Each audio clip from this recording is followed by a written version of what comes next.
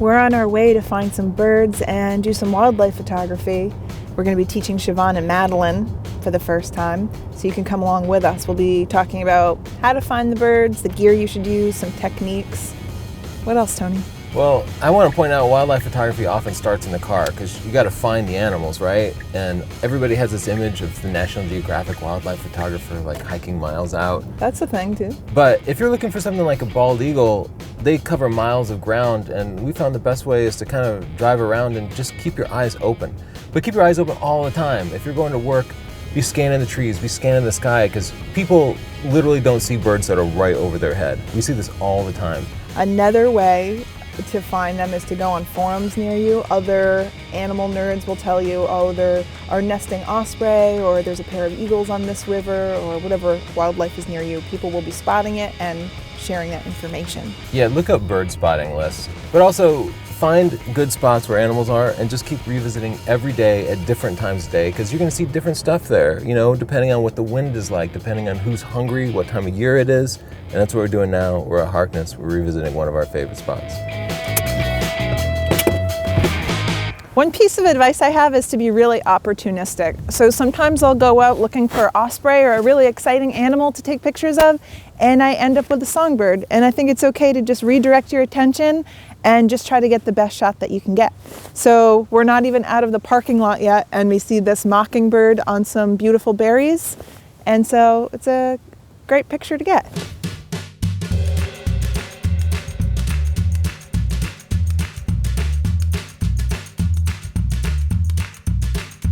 Birds are like little robots. They kind of follow this pre-programmed path. So if you see a bird and it's near some beautiful berries like this mockingbird over here, and it flies off and lands on the grass, don't give up. Just hold out for a couple of minutes. A lot of wildlife photography is just waiting, because it's going to jump to the grass, and then it's going to go back to the berries, and then it's going to go to a branch, and then grass, berries, branch, that kind of thing. Just be patient and wait for good timing. Your shots are going to be much better the closer you can get, but as you approach, at some point you're going to scare it off. So I try to get the best shot I can, waiting for it to pick different spots, and then I inch forward and I take another round of shots, and yeah, at some point I might end up scaring it off, but at least I'll know that I got as close as I could without disturbing it too much. If you don't have a tripod or a monopod on you, you can use a friend's shoulder, or you can brace yourself up against a tree, which is something I do often. This is a Nikon D500, and it's our favorite wildlife camera. First, it's APS-C, so it takes a full frame lens like this and crops it down, because you always want more crop. You always need to get closer. It's also great for wildlife video, because it does 4K, but also with the heavy crop, so it gets much closer than would otherwise be possible. If you don't get the eye, you didn't get the shot. You have to get the eye. Wait until the head is at least in profile, preferably turned toward you. And if there's a branch or something in front of the eye, just the shot doesn't count. Don't even pull the shutter. And my battery's dead. When you go out, consider the weather that you're shooting and it's cold. My batteries are going to die faster. I should have thought of that. Also, it's very windy. So you'll want to make sure that your shutter speed is a little faster too, because even a perched animal like this bird on a branch, it's going to be moving around a lot because it's in the wind. So consider the conditions that you're shooting in. Know the species that you're taking pictures of. Siobhan and Madeline are really close to this mockingbird because they're not shy. They kind of tolerate people being around, so you don't have to worry about inching closer to them. Some shy species would be a kingfisher.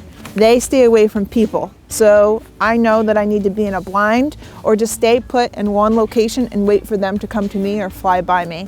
But there are tons of species that are used to people, like sparrows and chickadees. They're all kind of bold, and you can get pretty close and get a very nice close-up picture.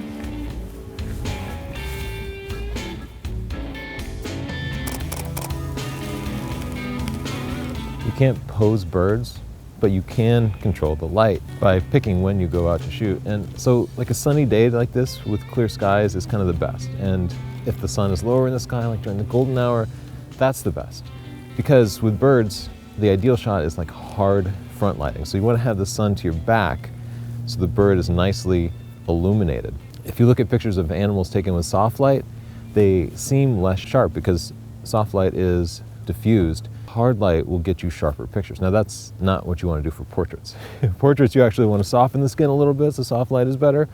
Wildlife is different. Hard light, sharp pictures. If you're new to wildlife photography or you have new wildlife photography gear, take pictures of everything. It takes a while before you acclimate to your gear. So even seagulls, try to get shots of them flying because you'll have to be able to get them in the frame right away. You have to just point and lock onto them and take your shots. You're not going to be worried about that with a seagull, but the next thing that comes along might be a shot that you really want. So take the time to take pictures of ordinary species like seagulls or sparrows or whatever else is around because you'll get valuable practice.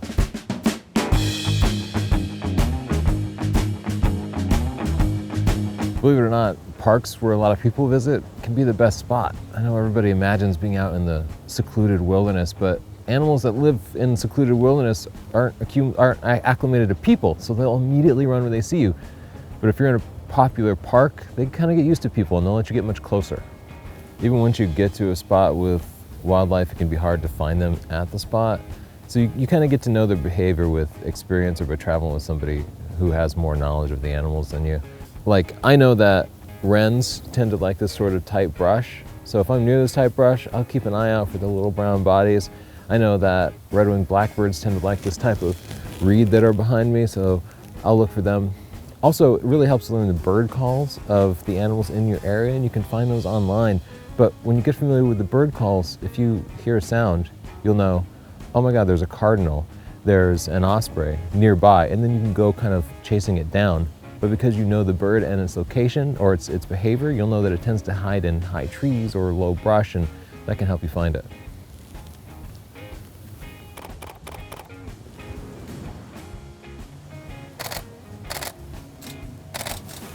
Another good piece of advice is to stay patient. We had to hang out in this blind for a few minutes before any birds at all came around, and you might have to wait for even a half hour to see what you want to see, or hours at that. While you're waiting, prep your camera to get the next shot. And if there's a still animal, you'll have plenty of time to change your setting. So what you want to prep your camera for is any sort of action shot.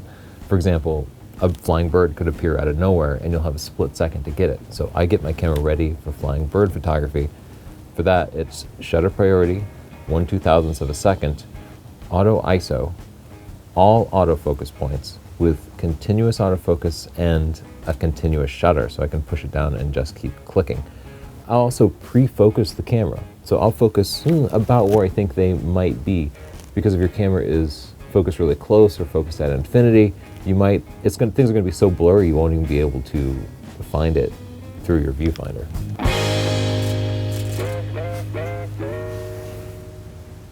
Camo can help a little. I find I can get maybe 30% closer if I'm also quiet and still, but if you're just going for a hike and you're moving anyway, it's probably not gonna make a big difference. The bigger thing is for yourself to be comfortable. So mosquitoes are a real problem in the woods. You wanna cover up as much skin as possible.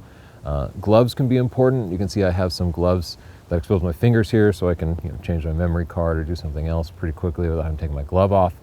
And if you're comfortable, that means you'll spend more time out there, and it's that more time that's going to make a bigger difference than what you're dressed like. So I guess prime lenses are better, but for a beginner, I think using a zoom lens like this really helps. I keep it zoomed out to 200 millimeters to start so that I can get a bird in my focal range, and then I can zoom in tight to actually get the shot. Otherwise, it's really hard to hunt for something when I'm all the way at 500 millimeters. Gear, you don't need expensive gear to get good pictures, but with wildlife, it actually does help. But with time, you can get closer and closer. Mad there has just a 70-200 lens with a 2x teleconverter. That's a good way to start. So if you already have a 70-200, or if you plan on taking portraits anyway, you can get a 2x teleconverter and get great pictures out of it. A step below that would be like a 70-300 or 75-300 lens. Those do okay, but especially at the long end, you'll find they're not that sharp. A step up from that, we recommend this for medium-sized budgets, a used Canon 7D Mark II and a used 400mm f5.6 prime. You can get pro-grade results with that at a reasonable budget. Siobhan over there has the Nikon D500, and the Nikon 150 to 500, and that is a remarkable combination. It's actually way sharper than the Canon because the Nikon doesn't have an anti-aliasing filter, and we find that lens to be really sharp, and it's image stabilized. And if you have a few bucks to spend, get yourself a 500 or 600 millimeter f4 prime, put a 1.4x teleconverter on there, and that's about the best you can possibly do.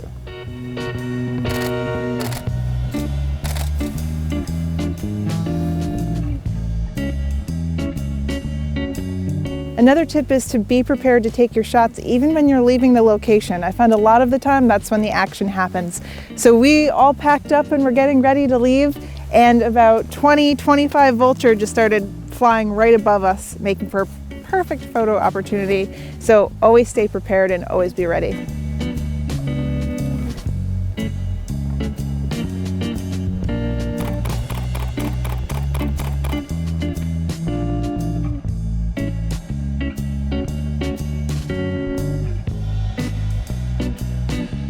So wildlife photography, easier or harder than other photography that you've tried?